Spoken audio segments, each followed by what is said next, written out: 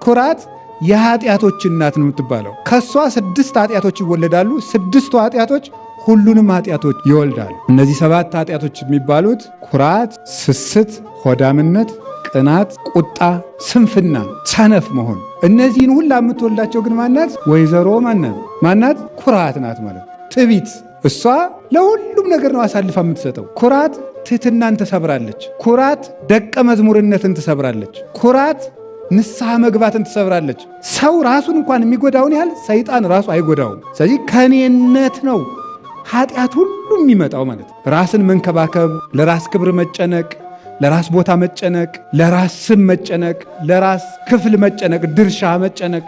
በክርስትና ውስጥ ዴሞክራሲ የሚባል ነገር የለም ዘመዶች፣ መብት የሚባል ነገር የለም። ክርስትና ውስጥ ራስን መጣል እንጂ መብቴን አክብሩልኝ የሚባል ነገር የለም። አንዱ ለሌላው ይኖራል እንጂ አንተም አክብረኝ፣ እንከባበር፣ ጊቭ ኤንድ ቴክ የሚባል ነገር የለም። በቤተክርስቲያን ሰጥቶ መቀበል የሚባል ነገር የለም።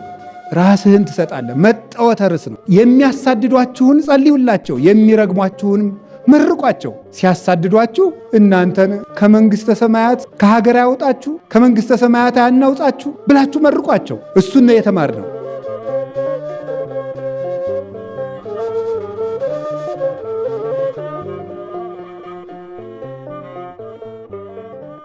የመጀመሪያው እንደ መግቢያ ያክል ምንም እንኳን ባለፈው ዓመት ጉባኤያችን ያየነው ቢሆንም እሱን ሳንናገር መሄድ ስለሌለብን እንደው ምንኩስና ምንድነው የሚለውን እንደ መግቢያ ዳስሸው ልሄድ። የምታውቁት እንኳ ቢሆንም አሁን ቤተክርስቲያን እየተቸገረች ያለችው ብዬ የምረዳው አንዱ የቤተክርስቲያን ፈተናዋ የሚመነጨው ምንኩስና በተገቢው መንገድ ካለመጓዙ የተነሳ ነው ብዬ እረዳለሁ። ዕቃን ለመጠበቅ የዕቃውን ክብር ማወቅ ይቀድማል። በአውሮፕላን ስትሄዱ የሚሰበር ዕቃ ከሆነ ፍራጃይል የሚል ይለጠፍበታል። ተሰባሪ ዕቃ ነው፣ ተጠንቅቃችሁ ያዙት። እነዚህ ምንድነው ካርጎ የሚሰሩት ሰዎች እንዳይወረውሩት ማለት እንዳይወረውሩት የሚሰበር ነው ተብሎ ይጻፍበታል ማለት። ሰው ሲያውቀው ያወቀውን ነገር በጥንቃቄ ይዘዋል። እና አለማወቅ እንዴት ያለ ዱር መሰላችሁ! እንዴት ያለ እኔ አሁን ከዚህ በኋላም እግዚአብሔር ባወቀው በየዓመቱ የዛሬ ዓመትም ምንኩስና ትናንትና ዛሬ የሚለውን መማር የለብንም።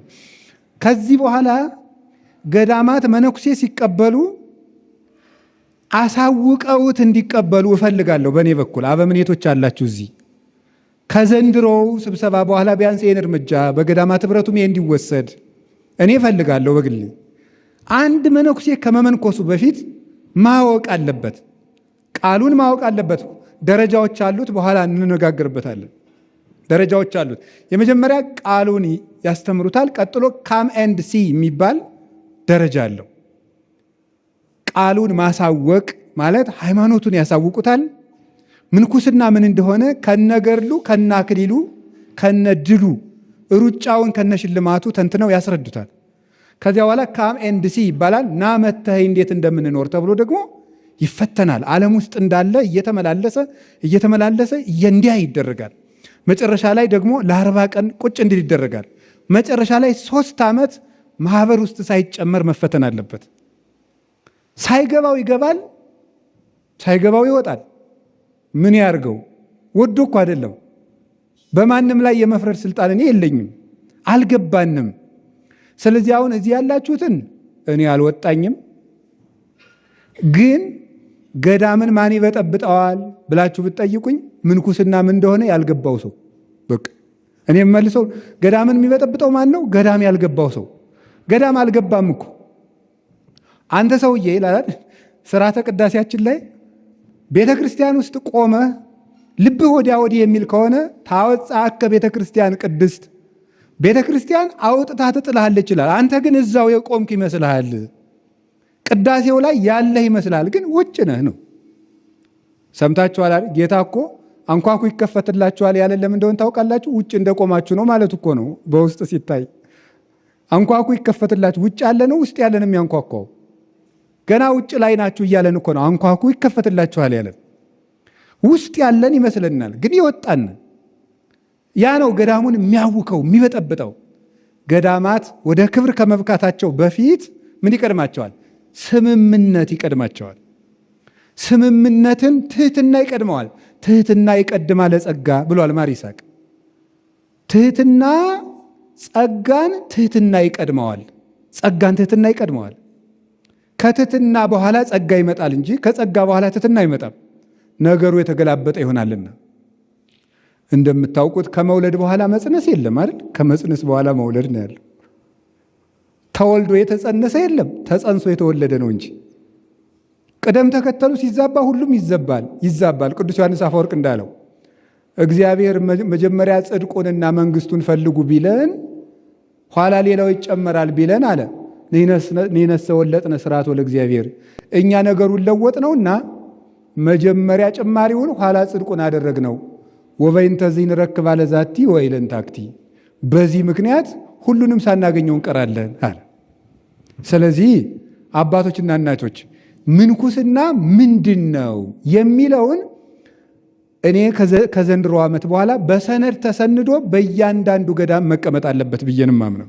ተቀምጦ አንድ አርዲት ወደ ማህበር ከመግባቱ በፊት ምንኩስና ይሄ ነው ተብሎ ሊነገረው ይገባል ማለት ነው።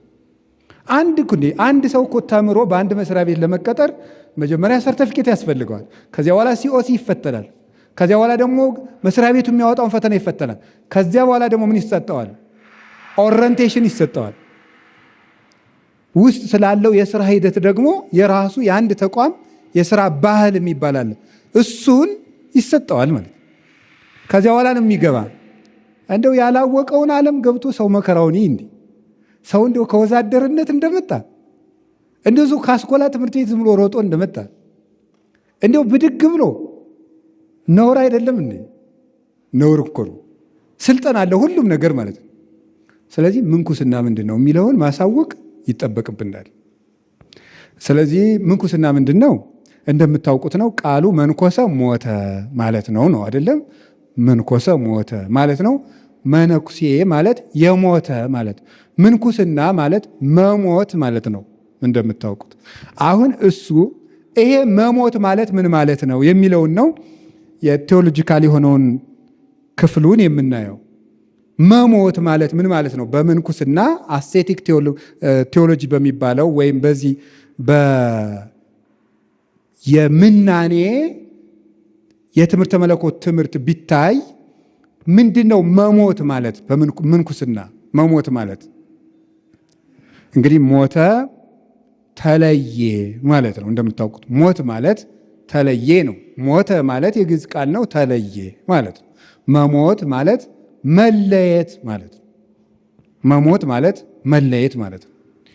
የመጀመሪያው አንድ ሰው የሚሞተው ከምንድን ነው ሲባል ከራሱ መሞት አለበት። አንድ ሰው መነኩሴ ለመባል ከራሱ መሞት አለበት። ከራሱ እንዲህ ብሎ ጌታ እንደነገረን በቅዱስ ማርቆስ ወንጌል ምዕራፍ 8 ላይ ሲነግረን ምንድን ነው ያለ? ዘይፈቅድ ይጸመደኒ ይጽላ ነፍሶ ያጥብ ወይጹር መስቀለ ሞቱ ወይትለወኒ። እኔን ሊያገለግለኝ የሚወድ ካለ ራሱን ይካድ። ይች ናት የምንኩስና ፋውንዴሽን የምትባለው። መሰረቷ እዚች ላይ ናት። መሰረት የሌለው ቤት ጣራው ሊቆም አይችልም። የምንኩስና መቆሚያዋ እዚች ላይ ናት። እኔን ሊያገለግለኝ የሚወድ ሰው ካለ ራሱን ይካድ። እኔነት ልትጠፋ ይባላል። ኢጎ ትባላለች። በዚህ በሳይንሱ የሳይኮሎጂ ባለሙያዎች ኢጎ ይሏታል። ራስ ወዳድነት ማለት ናት። ከኢጎ ምን ትወጣለች? ሰልፊሽነስ፣ ፕራይድ የምትባል ነገር አለች። ኩራት the mother of all sins ትባላለች። የኃጢአቶች ሁሉ እናት ትባላለች። ማን? ኩራት ማለት ናት። ኩራት የኃጢአቶች እናት ነው የምትባለው። ከሷ 6 ኃጢአቶች ይወለዳሉ። 6ቱ ኃጢአቶች ሁሉንም ኃጢአቶች ይወልዳሉ። እነዚህ 7 ኃጢአቶች የሚባሉት ኩራት፣ ስስት፣ ሆዳምነት፣ ቅናት፣ ቁጣ፣ ስንፍና፣ ሰነፍ መሆን። እነዚህን ሁላ የምትወልዳቸው ግን ማናት? ወይዘሮ ማናት? ማናት? ኩራት ናት ማለት ነው። ትዕቢት። እሷ ለሁሉም ነገር ነው አሳልፋ የምትሰጠው። ኩራት ትህትናን ትሰብራለች። ኩራት ደቀ መዝሙርነትን ትሰብራለች። ኩራት ንስሐ መግባትን ትሰብራለች። ኩራት ጥንቃቄን ታበላሻለች። አባ ይጠንቀቁ። እኔ አባ ጀማሪው ይጠንቀቅ እንጂ እኔ እንዴ ለራሳችሁ አስቡ። እኛ እኮ በዚህ ገዳም 40 ዓመት ለፍተንበታል እንዲሉ ታደርጋለች። ኩራት ናት እንዲህ የምታደርገው። ስለዚህ ሰው ከኔነት መውጣት አለበት። ከራሱ ቅርፊት ነው መላቀቅ ያለበት። እና አንድ ሊቅ ድንግል ማርያምን ሲለምናት ምንድን ነው ያለ? አምላክን የወለድሽ እመቤታችን ድንግል ማርያም ሆይ እባክሽን እኔን ለራሴ አትተይው ብሏት ነበር። እኔን ለራሴ አትተይው፣ እኔን የማጠፋው እኔው ነኝ ብሎ ተናግሮ ነበረ። ለሌላ ጠላት አትስጪኝ ሳይሆን ያላት እባክሽ ለእኔ አትተይኝ ብሎ ነበር ያለ። የቤተ ክርስቲያን ሽልማት የሆነው ቅዱስ ዮሐንስ አፈወርቅም ሲናገር ሰው ራሱን ካልጎዳ በቀር ማንም የሚጎዳው የለም። የሰው ልጅ ራሱን የሚጎዳውን ያህል ሰይጣን እንኳን ሊጎዳው አይችልም ብሎ ተናግሯል። ሰው ራሱን እንኳን የሚጎዳውን ያህል ሰይጣን ራሱ አይጎዳውም። ስለዚህ ከኔነት ነው ኃጢአት ሁሉ የሚመጣው ማለት ነው። ራስን መንከባከብ፣ ለራስ ክብር መጨነቅ፣ ለራስ ቦታ መጨነቅ፣ ለራስ ስም መጨነቅ፣ ለራስ ክፍል መጨነቅ፣ ድርሻ መጨነቅ፣ ለራስ ጉልበት መጨነቅ፣ ለራስ ዘር መጨነቅ፣ ለራስ ባክግራውንድ መጨነቅ። ይህ ሁሉ የሚመጣው ከምንድን ነው? እኔን ስሙኝ ማለት አለመደማመጥ። እንዲህ ያለው ነገር ሁሉ የሚመጣው ከምንድን ነው? ከራስ ወዳድነት ነው። ራስ ወዳድነት የሚወልዳት ማን ነው? ማንን ይወልዳታል? ቅናትን። ቅናት ደግሞ ከፍተኛ የሆነ ይኸው አምላክን ያሸጠው ቅናት አይደል? እንዲሁ ሰው ቢቀና ፍጡር በፈጣሪው ይቀናል ይላሉ ሊቃውንቱ። እንዲሁ ነውር አይደለም? ይሁዳን በፈጣሪው እንዲቀና ያደረገው ምንድን ነው? ቅናት። ይሄ ቅናት ደግሞ ተሰውሮ ውስጥ ውስጡን ማንንም ሰው ነው የሚያሻው። ያሻዋል፣ ይቆረጥመዋል። ስለዚህ ራስን መካድ። እኔ ሁልጊዜ እናገራለሁ፣ ብዙ ስብሰባዎች ለምን ቶሎ እንደማይቋጩ ታውቃላችሁ? ራስ ወዳድነት ስላለ ነው። ስብሰባው ያን ያህል ጊዜ የሚፈጅ ስለሆነ አይደለም። ራስ ወዳድነት ስላለ ሁሉም እኔን ስሙኝ ሲል ለእውነት በመጣር ሳይሆን የራስን ሐሳብ በሰው ላይ ለመጫን በሚደረገው ጥረት ወይም ነገሩ ጠቃሚ ከሆነ ግድኔ ካላልኩት ምን አገባኝ ማለትን ትቶ የኔን ሐሳብ እነማን ተቀበሉት እነማን ጣሉት በሚል ምክንያት አንድ ቀን የሚያልቀው ስብሰባ 7 ቀን ይሆናል። ስንነታረክ ማለት ነው። ገዳማትን የሚያምሳቸው ማን ነው? እኔነት አይደለም። እሱ አድጎ ነው የትምም የጠብጠው። ስለዚህ የእግዚአብሔር ቤተሰቦች ራስህን ካድ ልጄ። ልመነኩስ ነው ሲል አንድ ሰው ልጄ ሲሰድቡ ዝም ትላለህ? አንተ መተህ 5 ዓመት ከኖርክ በኋላ ለአንተ የሚገባውን ቦታ ትናንት ለመጣ መናኝ ብሰጠው አይከፋህም? በአደባባይ ከሰው መሃል ብሰድብህ ምን ትላለህ ተብሎ ሰው እኔነቱ ሊለቀው ይገባል። ጌታ እኮ ከሐዋርያት ያስለቀቀላቸው ይሄን ነበር፣ እኔነትን። ቅዱሳን ሐዋርያትንም እኮ የቆረጠበ ነገር ነው ይሄ። በውስጥ የተደበቀ ክፉ ትል ነው ይሄ እኔነት። ሰው መሃል ይሰድባቸዋል። ትችት እንዲለምዱ ምን ይላቸዋል? ጴጥሮስን አንተ ሰይጣን ይለዋል። ሌሎችን ደግሞ እናንተ እምነት የጎደላችሁ ይላቸዋል። ከዕለታት በአንድ ቀን ምንድን ነው ያደረገው? ቅዱሳን ሐዋርያት በውስጥ አደረጉና እንዲያው ግን በመንግሥተ ሰማያት ግን ታላቁ ማን ነው አሉት። ይህ የክብር ውድድር ነው። ውስጡ ቅናት ነው። ጴጥሮስ ሲሆን ዮሐንስ ሲሆን ቁርጣችን ይንገረን ነው ነገሩ። ማንን ነው እሱ የሚያቀርበው ነው ጥያቄው። ይሄ በገዳማትም ይኖራል። ኧረ ሞልቶ እየፈሰሰ ነው። እንዲያው ሞልቶ ደግሞ ይፈሳል። ማን ነው የሚበልጥ አሉት። ይሄን ያሉበት ምክንያት ከዕለታት አንድ ቀን ፈሪሳውያን መጥተው ለምንድን ነው አንተ ግብር ማትከፍለው አሉት። የነገስታት ልጆች ይገብራሉ ያስገብራሉ አላቸው። አይ ያስገብራሉ፣ እንዲህ ማለቱ ምን ማለት ነው? እንግዲህ እኔ የንጉሠ ነገሥት የአብ ልጅ ሆኜ አስገብራለሁ እንጂ እገብራለሁ እያላቸው ነበር። ነገር ግን ሕዝቡ እንዳይታወኩ ቅዱስ ጴጥሮስን ሂድና ከባህር አሳ አጥምደህ ያንን ለእኔም ለአንተም ግብር ክፈል አለው። ቅዱስ ጴጥሮስ አጥምዶ ለጌታም ለሱም ግብር ከፈለ። ቅዱሳን ሐዋርያት በውስጣቸው ምን የሚል ነገር ቋጠሩ? ለአንተም ለእኔም ክፈል ያለው ጴጥሮስን ከሁላችን አብልጦ ቢወደው አይደለምን የሚል ነገር ውስጣቸውን ያሻቸው ይቆረጥማቸው ነበር። ቁርጡን እንጠይቀው፣ በመንግሥተ ሰማያት ማን ነው ትልቁ አሉት። ጴጥሮስ ይለኛል፣ ዮሐንስ ይለኛል፣ ታዲዮስ ይለኛል ብለው ሲጥሩ ወፀዋ አሃደ ሕፃነ አንድ ሕፃን አመጣና ፊታቸው አቁሞ አማን አማን እብለክሙ እመይተመየጥክሙ ወይ ኮንክሙ ከመዝንቱ ሕፃን ይትበው ውስተ መንግሥተ እግዚአብሔር፣ ካልተመለሳችሁ እንደዚህ ሕፃንም ካልሆናችሁ ወደ መንግሥተ ሰማያት አትገቡ ማለችው። ነገሩን ከነሱ ጨዋታ አወጣው። ከ12ቱ አንድ ሰው ይጠራል ብለው ሲጠቡ ከነሱ ውጭ የሆነ ልጅ አመጣ። ሊቃውንቱ እንደ ሕፃን መሆን የሚውለውን 7-8 ትርጉም ነው የሚሰጡት። እንደ ሕፃን መሆን ማለት አንደኛ ሕፃን ልጅ አዲስ ልብስ አልብሰውት ለክብሩ ሳይጨነቅ ጭቃው ላይ ሄዶ ይቀመጣል ይላሉ። ትሁት ካልሆናችሁ ራሳችሁን ካልጣላችሁ በመንግሥተ ሰማያት ቦታ የላችሁም እንኳን ትልቁ ልትሆኑ ማለቱ ነበረ። እና ከዚህ የተነሳ እንደ ሕፃን መሆን ማለት አንዱ ራስን መጣል ነው።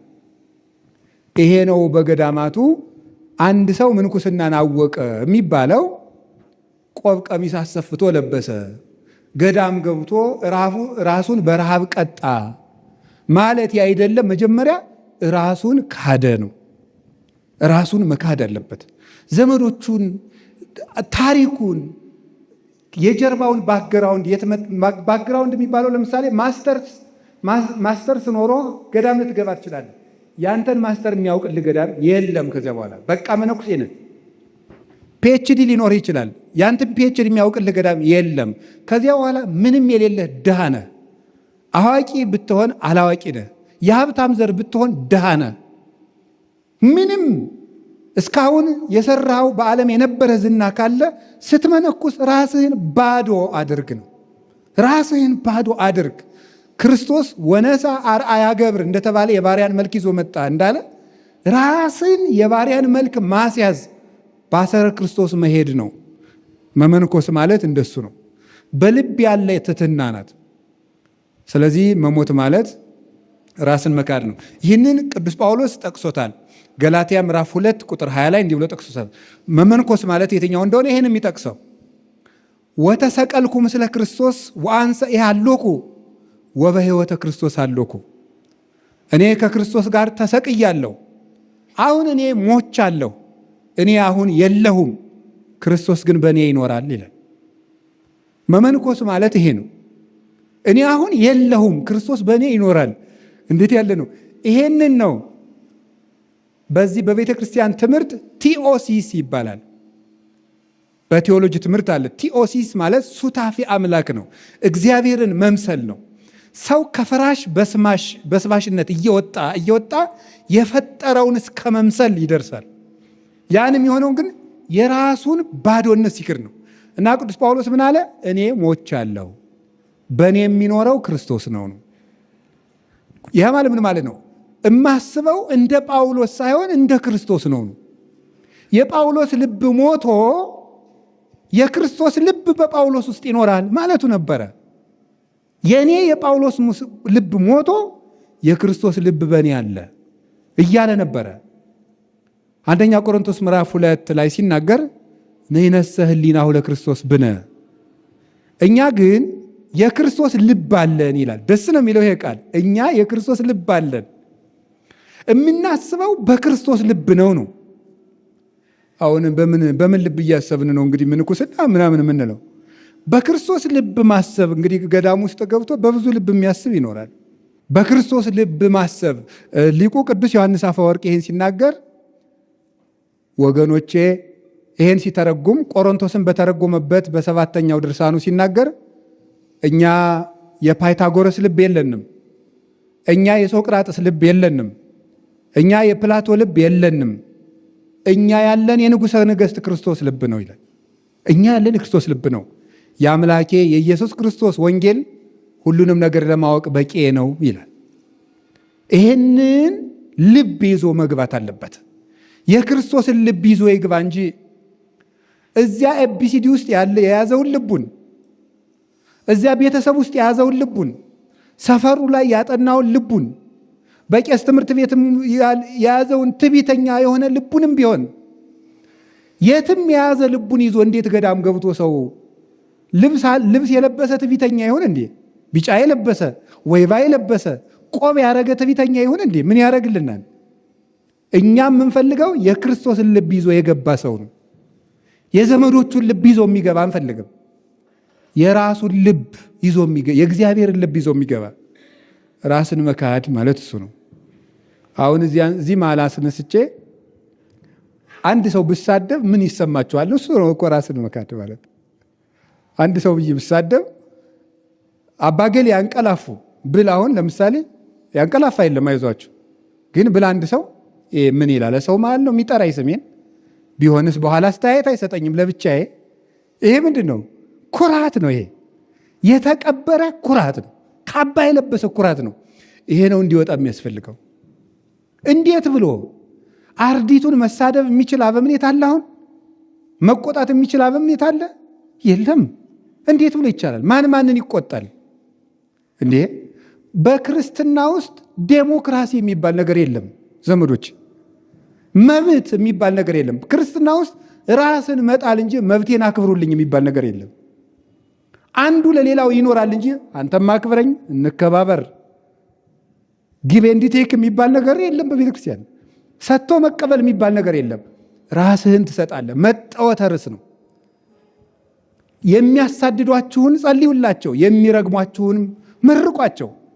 ሲያሳድዷችሁ እናንተን ከመንግስተ ሰማያት ከሀገር ያወጣችሁ፣ ከመንግስተ ሰማያት ያናውጣችሁ ብላችሁ መርቋቸው። እሱን ነው የተማርነው። የመከባበር የሚባል ነገር እሱ ለሌላው ሴኩላር ወርልድ ለሚባለው ለሱ እንተውልታል። መከባበር የሚባለው ሰጥቶ መቀበል እዚያ ነው የሚሰራው። እዚህ ግን ለሚቀማ ስጥ ነው። እዚህ ለሚቀማ ስጥ። ለመጸፋከ መልታይቴከ ዘየማን ሚጥሎቱ ካልኢታሂ፣ ይሄኛውን ለሚመጣ ይሄንን አዙርለት። እንዲህ ነው የተማርነው። የምንኩስና መምህር ኢየሱስ ክርስቶስ ነው። ክርስቶስም ያስተማረን ይሄ ነው። ስለዚህ መነኮሰ ምንድነው? አባቶችና እናቶች ሞተ። መሞት ማለት ነው መለየት። ከማን ነው የምንለየው? መልሱ እንጂ እንተጋገዝ። ከራሳችን። አሁን እገሌ መናኝ ነው የሚባል ነገር ትሰማላችሁ አይደል? እገሌ መናኝ ነው የሚባል በገዳም ምንድን ነው? በቃ እያከፈለ የሚበላው ሙሉ ሰንሰለት የታጠቀው እንዲሁ በቃ ራሱን ስጋውን በደንብ አድርጎ የቀጣው ነው። እኔ ግን እገሌ መናኝ ነው የምለው መጀመሪያ ልቡን የናቀውን ሰውዬ ነው። ልቡን ንቆ ሰውነቱ እንደ ቀለበት ቢቀጥን ችግር ውስጥ አለ። ልቡ እንደ ተራራ ከወፈረ ምን ያደርጋል? እንደዚያ ከሆነ የሂንዱይዝም እምነት አለ። አሁን ለምሳሌ የቡድሃ እምነት፣ በሱ እምነት ውስጥ በጣም ይጾማሉ ሰዎች፣ ይገርማቸዋል። ይጾማሉ። ክርስቶስ ግን የለበትም። ጾም በደንብ ነው የሚጾሙት እነሱ። በባዶ እግርም የሚሄዱ አሉ። ወደ ላይ እንዲያውም ወደ ላይኛው በዚህ ዮጋ የሚባል አላቸው። በዛ ወደ ላይኛው ተመስጦ የደረሰው ሰው ኢንላይትመንት ውስጥ ገባ የሚባለው ምግብ ሁሉ ትቶ 3 ቀን 4 ቀን ሊቆይ ይችላል። አረ እንደውም ዛሬ ራሱ ሰው ውፍረት ለመቀነስ በ24 ሰዓት አንድ ጊዜ የሚበላ ሰው ሞልቷል። አዲስ አበባም ይኖራል ራሱ ይበላል። ጉዳዩ ልብን ከማስተካከል ነው። ልብን ከማስተካከል የልብ ቅርፍትን አውልቆ ስለመጣል ነው ምንኩስና። እኔ ይሄንን ነገር እንዲያውም መድኃኔዓለም እንዲያው ከዚህ ነገር እንዴት አድርጎ ባላቀቀን። አንዱ እሱ ነው። ሁለተኛ ደግሞ መንኮሰ ሞተ ማለት ከዓለም መለየት ማለት ነው። ጌታ የማቴዎስ ወንጌል ምዕራፍ 19 ቁጥር 29 እንደነገረን መንኮሰ ሞተ ነው። ሞተ ተለየ። ምንኩስና መለየት፣ መነኩሴ የተለየ ማለት ነው። እንግዲህ እሺ፣ ከዓለም መለየት ማለት ጌታ እንዲህ ብሎ የነገረን ነው። ኩሉ ዘሃደገ አሃወ ወአሃተ ወንድሞችን፣ እህቶችን፣ አበ ወእመ አባትን፣ እናትን፣ ብእሲተ ወውሉደ ሚስትን፣ ልጅን፣ ወገራውሃ እርሻውን ሁሉ የተወ ምእተ መክቢተ ይነስ ወሕይወተ ዘለዓለም ይወርስ። አባቱን፣ እናቱን፣ ሚስቱን፣ ወንድሙን፣ ልጆቹን፣ እርሻውን የተወ 100 እጥፍ ይቀበላል፣ የዘላለም ሕይወትንም ይወርሳል። ይሄ ነው መነኩሴ ማለት። ምን የተወ? እርሻ የተወ። ያ ማለት እርሻ የተወ ማለት ምድራዊነትን የተወ ማለት ነው እንጂ ኧረ እኔ ለምሳሌ አይ እርሻ ለምን ትላለህ? እርሻ የሚለው ለገበሬ ልጅ ነው። የገበሬ ልጅ ሆኖ ለመነኮሰ ነው። ለአዲስ አበባ ልጅ መሀል ከተማ ለተወለደው እርሻ የት አለው? ምድራዊነት ማለት ነው ጉዳዩ እንጂ እርሻ ጋር ብቻ የሚያያዝ አይደለም። እርሻውን የተወ ማለት ምድራዊነትን የተወ ሀብት ማጠራቀም የተወ ሌላ አይደለም። እሱን የሌለው ሰው ነው። እንደዚያ ከሆነማ ሀብትን አጠራቅሞ ትዳርን ይዞ መኖር ነው።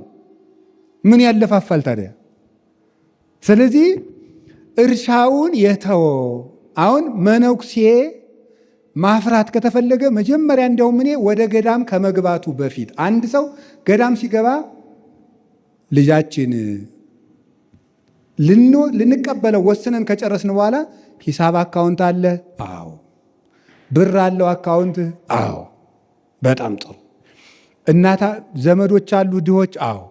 በል እንግዲህ ሲሶውን ለዘመዶች ስጣቸው፣ ሲሶውን ለነዳያን ስጣቸው። ደግሞ ይሄኛውን ከቻልክ ለገዳሙ ስጥ፣ ካልሆነም ለወደድከው አድርገው። ባንኩን ዝጋ፣ የዘጋህበትን ደብዳቤ ከባንኩ ይዘና በስም የትኛውን ባንክ ላይ ሂሳብ ቁጥር እንደሌለ ደብዳቤ ይዘና መባል አለበት። ካልሆነ አባታችን እንዳሉት እኮ ነው ጥሪት ይዞ የሚመጣ መነኩሴ። ስለዚህ ምንድነው የተባለ? ምንድነው ማለት ነው? ይሄኛው ሰውዬ በዓለም የሆነ የኢኮኖሚካል ክራይሲስ ደርሶበት የሆነ ኑሮውን ቀረፍ ለማድረግ ነው የመጣ ማለት ነው። ዘጎየ ማጸባ የምትሉት ማለት ነው እናንተ። ስለዚህ የመጀመሪያው ሰው ገንዘብን ጥሎ መምጣት አለበት። እናት አባቱን ጥሎ መምጣት አለበት። እናት አባትን ጥሎ መምጣት አለበት። መጀመሪያ ግን ጧሪ እንደሌላቸው እና እንዳላቸው ተጠይቆ ነው የሚገባ። የምታውቁት ነው።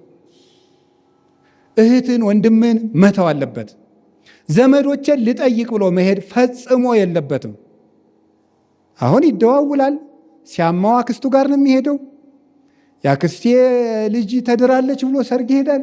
ከገዳም ተነስቶ አምላክ ያሳያችሁ የትልቅ እህቴ ክርስትናዋ ነው ይላል። አሁን ይሄ ነው መነኩሴ እንግዲህ ማለት ነው። ምን የሚሉት ነገር ነው? ቀልድ ነው የተያዘው እንዴ? አንድ ባይታዊ አባቱ ሞተ፣ አባትህ እኮ ሞተ ብለው ነገሩት። ኮን ከጸራፌ እስመ አቡዬ ይመውት ለዓለም። ምንድነው የምትሰድበኝ? የኔ አባት ለዘላለም አይሞትም አለው።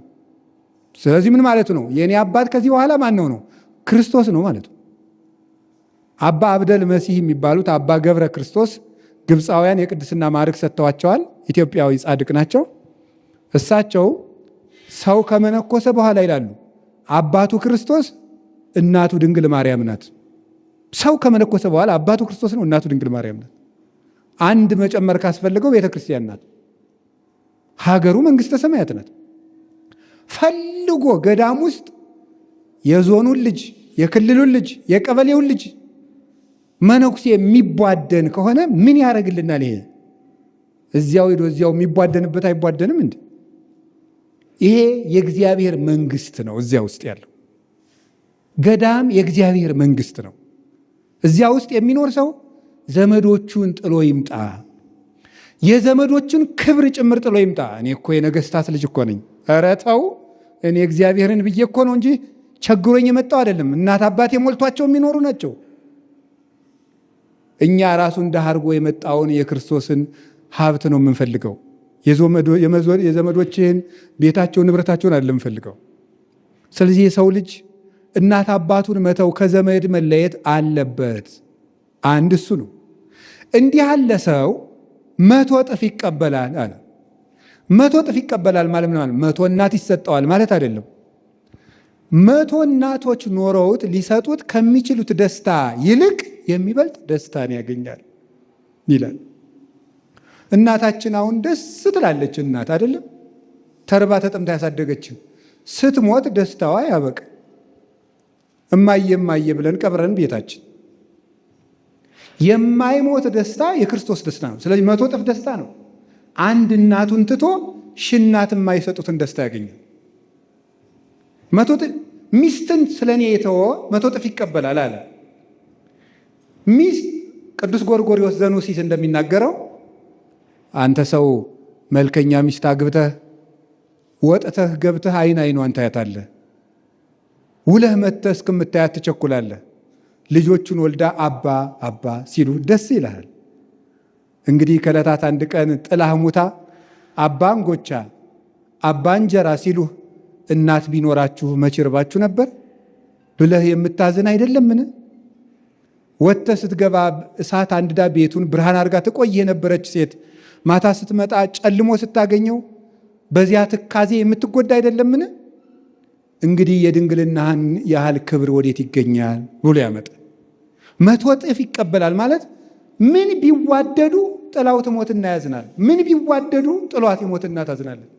የሚያምር ባል ብታገቢ ከሰው መሃል ቢያኮራሽ ሰርቶ ጥሮ ግሮ ልጆችሽን ቢያሳድግ ቤቱን ቢሞላው ጥሎሽ ሙቶ ልጆችሽን አንድ ሰው በኮረኮማቸው ጊዜ አባት ቢኖራችሁ ማን ይመታችሁ ነበር ብለሽ የምታዝኝ አይደለምን?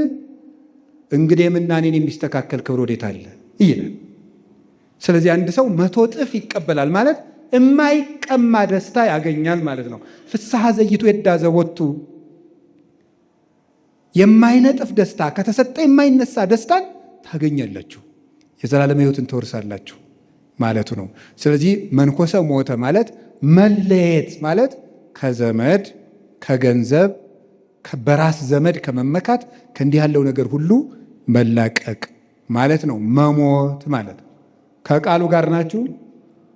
ሶስተኛ እስኪ በደንብ አዎ በሉ። ምዕመናን መሆን አለባቸው በየግድ በደንብ አዎ የሚሉ እስቲ እናንተም እንደ ምዕመናን በሉ አዎ በሉ። እንዴ እናንተ ከበር ብላችሁ ነው አዎ አዎ የምትሉ። እስቲ አዎ በሉ በሉ። አዎ እንደሱ ነው። እንዴ አሁን ትትና እነዚህ ነው አመልመድ ያለብን። እሺ ይሄ ልጅ ምንድን ነው በሉ በሉ የሚለን ብላችሁ ነው አዎ ማለት ጥሩ ነው። እሺ ሶስተኛው መንኮሰ ሞተ ነው። መሞት ማለት ምን ማለት ነው? መሞት ማለት እዚህ ውስጥ እንደ ሞተ ሰው ምንም ነገር የማይቀበሉ ሆኖ መኖር ማለት ነው።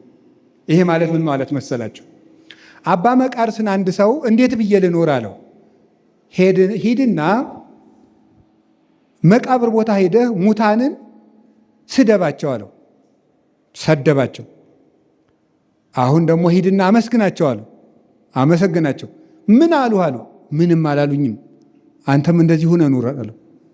ምን ማለት ነው? ቢሰድቡህ የማትደነቅ ቢያመሰግኑህ የማትደነቅ ሁን። አሁን እኮ አንድን ሰው አንድ ጉዳይ ለማስፈሰም እንደው ትንሽ በምስጋና መርፌ ጠቅ ማድረግ በቂ ነው። ገብቷችኋል? በእውነት እንደሰው ያለ የልማት አርበኛ ማን አለ?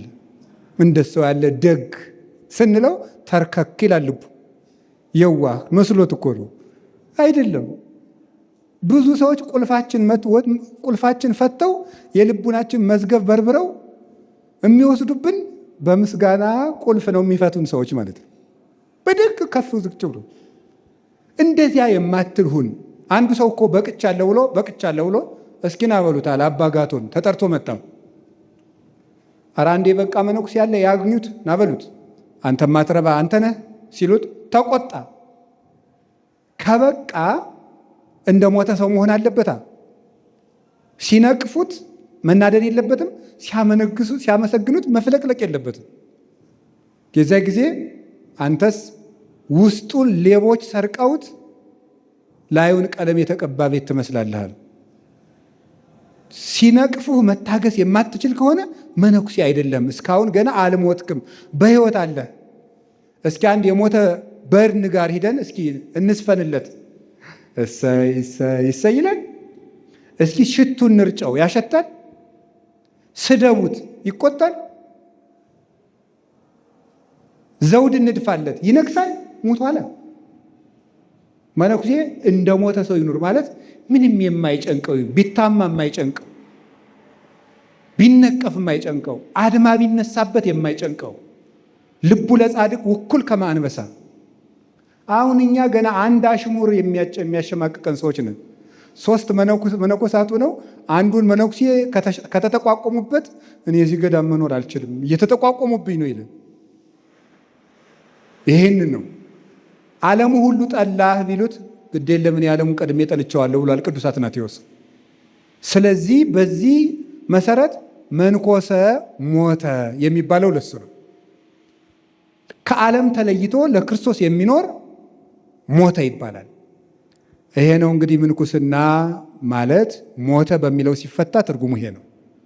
ሞተ በሚለው ሲፈታ እንደ ሞተ ሰው እንኑር፣ አኩራፊዎች አንሆን። እንደው መነኩሴ ሲያኮርፍ ካየሁት እኔ ውሸት ምን ያደርጋል ሳቄ ይመጣል። አሁን እኔን ተማሪ ስላረኩኝ ተመስገን። አዎ እኔ ወደ ተማሪ እጄ እደበቃለሁ። መነኩሴ ሲያኮርፍ መሳቂያነት ነው። መነኩሴ አኩርፎ ጭራሽ ኩርፍ እንደ ጤፍ ጠላ ዝም ብሎ ኩፍ ማለት ይሄ ማምን ምዕመናን እስከዚህ በላይ ምን ያደርጋል? ሌላኛው ምንኩስና ምንድን ነው? አሁን ሞተ የሚለውና ያየን ምንኩስና ምንድን ነው ብለን ሁለተኛውን ነጥብ ስናይ ብፁዕ አባታችንም ነግረውናል። ምንኩስና የመላእክት ሕይወት ማለት ነው። እንደምታውቁት የመላእክት ሕይወት 2-3 ነጥቦችን ብቻ ላይ ልይ። የመላእክት ሕይወታቸው ምንድን ነው? አንደኛው ሰማያዊነት ነው። ሰማያዊነት ነው። ቆላሲስ ምዕራፍ 3 ቁጥር 1 ላይ እንዲህ የሚል ቃል አለ። ዘላይሉ ህሱ በላይ ያለውን ሹ ሀባሃሎ ወልደ እጓለ እመሕያው በየማነ አቡሁ ይነብር። የሰው ልጅ በአባቱ ቀኝ ተቀምጦ ያለበትን የላይኛውን ሰማይ ፈልጉት። እስመ ወዳይክሙ ሞትክሙ እናንተ አሁን ፈጽማችሁ ሞታችኋልና ክርስቶስ በመጣ ቀን ክብራችሁ ይገለጣል። ስለዚህ ሰማያዊነት ነው። መላእክት ከምድር ጓዝ የላቸው። ምድራዊ አለቃ አይጠብቁም። አለቃቸው እግዚአብሔር ነው። ምድራዊ መንግስት የላቸውም። ሰማያዊ መንግስት ነው ያላቸው። መነኮሳት ምድራዊ መንግስት የላቸው። መነኮሳት የፖለቲካ ተሳትፎ የላቸው። መነኮሳት የእግዚአብሔር መንግስት ተገዦች ናቸው። ሰማያውያን ናቸው። እንደ መላእክት ምንጊዜም ከእግዚአብሔር መንግስት ጋር ይቆማሉ። ከዕለታት አንድ ጊዜ ኢያሱ አንድ መልአክ መንገድ ላይ ያገኝና ከእኛ ወገን ነህ ወይስ ከጠላቶቻችን ነህ አለው። ከእግዚአብሔር ወገን ነኝ አለው። መልአኩ ሲመልስለት መጽሐፈ ኢያሱ ምዕራፍ 7 ላይ ከእኛ ወገን ነህ ከጠላቶቻችን ነህ ሲለው ከእግዚአብሔር ወገን ነኝ አለው። መነኩሴ የማንም ወገንተኛ አይደለም፣ የእግዚአብሔር ወገንተኛ ነው። የእግዚአብሔር መንግስት አገልጋይ ነው። መነኩሴ እንደ አንበጣ ነው። አንበጣ አለቃ የለውም። ለመነኩሴ አለቃው እግዚአብሔር ክርስቶስ የማይደነቅ ነው። እገሌ የተሾመ እገሌ የተሻረ ይጸልያል እንጂ እዚያ ውስጥ ገብቶ አይፈተፍትም። እንኳንስ መነኩሴ እንትና ማን ነው ዲዮጋኔዎስ የሚባለው ፈላስፋ ያደረገውን አልሰማችሁም? ዲዮጋኔዎስ ፀሐይ እየሞቀ አረ ዲዮጋኔዎስ የሚባል ዓለምን የናቀ ፈላስፋ አለ አሉት። ከዚያ አንዲት ቅል ይዞ ይሄድ ነበረ ለውሃ መጠጫ። ከዛ አንድ ቀን ከብቶች እንዲህ ብለው ሲጠጡ አየ። አሃ ያለ ቅልም መኖር ይቻላል እንዴ ብሎ ይህች ናት ከጥበብ የምታስቀረ ብሎ ቅሏንም ተዋት። በኋላ ታላቁ እስክንድር አሁን እኔ ብሄድ አይነሳልኝም አለ። ኧረ እንኳን ሊነሳል ዞር ብሎ ማያይህ አሉት። ፀሐይ እየሞቀ እስክንድር ሄደ። ዲዮጋኔዎስ ካለበት ሄደና አንተ እኔ ታላቁ እስክንድር ነኝ አለው። ዝም ታላቁ እስክንድር ነኝ ነው የምልህ እኮ ዝም። በምስራቅ በኩል ሄደና ፀሐይዋን ላይ ጋርዶ አንተ እኔ ታላቁ እስክንድር ነኝ ቀና በላ ነው። ገለል ብሎ ፀሐይ እየሞቀ ነው። ይልቁንስ አንተ ልትሰጠኝ የማይቻልህን ነገር አትከልክለኝ አለው። ማንን ነው? ፀሐይን ማለት ነው። ዞር ብሎ ሳያየው ቀረ ማለት ነው። እንኳን መነኩሴ ፈላስፋ እንኳን እንዲህ ያደርጋል። ሰማያዊ መንግስትን እንጠብቃለን። ንይነሰ ንነስ መንግስተ ዘኢያንቀለቅል ዕብራውያን ምዕራፍ 12 ቁጥር 28 ላይ ቅዱስ ጳውሎስ ሲናገር የማታልፍ የማትነዋወጽ መንግስትን እንጠብቃለን ብሏል። መነኩሴ ያን የሚጠብቅ ነው። ሰማያዊነት የመላእክት ወገን የሚያሰኘው እሱ ነው። ሁለተኛ መላእክት ክነፊሆሙ ማህበርት እንዳለ ትንቢተ ሕዝቅኤል ምዕራፍ 1 ላይ ክንፋቸው የተነባበረ ነው ይላል። ትንቢተ ሕዝቅኤል ምዕራፍ 1 ላይ ሕዝቅኤል ምዕራፍ 10 ላይም ታገኙታላችሁ። የመላእክት ክንፋቸው የተነባበረ ነው። መነኩሴ አንድነትን የሚወድ መሆን አለበት። ማህበርን የሚወድ መኖር አለበት። ብቻውን የሚያስብ መሆን የለበትም። አባታችን ነግረውና ብፁዕ አባታችን ለአንድ መልአክ የብቻው ሐሳብ የለውም፣ አንድ ሐሳብ ናቸው። አንድ ሐሳብ መሆን ምንኩስናን የመላእክት ሕይወት ያደርገዋል፣ መነኩሴውንም መልአክ ያሰኘዋል። እስመ ኃዩ ከመ መላእክት ይሬስዮ ለብእሲ ከመ ይፍቅድ ምንተኒ በዲበ ምድር። ሰው የመላእክትን ሕይወት ልኑር ባለ ጊዜ በምድር ላይ ምንም አይፈልግም ይላል። አድርባይ አይሆንም፣ ነጭ ለባሽ አይከተልም፣ አያጎበድድም፣ በሞቀበት በደመቀበት እግር ተከትሎ አይሄድም። ለእግዚአብሔር የምንጨነቀውን ያህል እኮ ምዕመናንን ለመተዋወቅ የምንሮጠውን ያህል እግዚአብሔርን ለመተዋወቅ ብንሮጥ እንዴት የት በደረስን ነበር። ነገሩ ተገላብጧል። የእግዚአብሔር ቤተሰቦች አባቶችና እናቶች መነኮሳት እግዚአብሔርን ቢከተሉ ምዕመናንን እየተከተሉ ሳንቲም ፍለጋ መሮጥ ባላስፈለገ ነበር። ምዕመናን እየተከተሉ እኛን ይመጡ ነበረ። እውነት ምን ያደርጋል? ውሸት ምን ያደርጋል? አርሳኒዎስ ገዳሙ ውስጥ ቁጭ አለ። ንግስቲቱ በፈረስ በበቅሎ ወርቅ ብሯን ጭና መጣች። ከዚያ በኋላ ፀሐይ ከሚሞቅ እሱ ገሌን አስተባብሩልኝ ለዚህ ገዳም አላላት። ቁጭ ነው ያለ። መዓዛው ነው የጠራት። ከዚያ ገንዘብ ይዛ መጣች። ሂዳ ከጉልበቱ ላይ አባቴ በጸሎት አስበኝ ብትለው እግዚአብሔር መታሰቢያሽን ያጥፋው አላት። ለምንድን ነው ቢሉ ሌላ ቀን ደግሞ እንዲያርጎ አስተናግዶ ሰደደኝ እያለች እያወራች ሌላ ምዕመናን እንዳሰበስብበት ማለት ነው። ውዳሴ ከንቱ እንዳይሆንበት ማለት ነው። እሱን ግን በሕይወቱ ዘመን ሲያስባት ነው የኖረ በጸሎቱ። እሷን ግን አውቆ እንደዚያ ብሎ ሰዷታል። ስለዚህ ሰው ሰማያዊነት መላካዊ ሕይወት መመንኮስ ማለት መላካዊ ሕይወት መኖር ነው። በኋላ አመጣበታለሁ። የዛሬ ምንኩስና ላይ ትንሽ አንዱ እሱ ነው። ሁለተኛው ህብረት ነው ብያችኋለሁ። መነኩሴ ለግሉ አያስብም፣ ለማህበር ነው የሚያስብ። የአንድነት ገዳም እስኪ አባቶችና እናቶች አንዴ ላስቸግራችሁና የአንድነት ገዳም በሉ እስኪ ድገሙ እስኪ። አሁን ግን የአንድነት ገዳም ነው ገዳሙ። የአንድነት የሚለው ላይ ያስምሩበት። አሁን የአንድነት ገዳም ነው። በጣም ጥሩ ነው። በጣም ችግር እሱ ነው። አንድ ልብ መሆን። መጀመሪያ ሰው ወደ ገዳም ሊገባ ስል ይኸውልህ ልጄ መባል አለበት። እዚህ 400 መነኩሴ ያለ ከሁለት ሰው ጋር መኖር የማትችል ሰው ከሆን ከ400 መነኩሴ ጋር መኖር አትችልም፣ ይከብድሃል መባል አለበት። 400 ሰው የተለያየ የትምህርት ደረጃ፣ የተለያየ አስተዳደግ፣ የተለያየ አስተሳሰብ፣ የተለያየ የመንፈሳዊ ብስለት ልዩነት ይዞ ነው የሚመጣው። ያንን ሁሉ ሰው አንድ እዚያ ጋር ተስማምቶ መኖር አለበት። ይኸው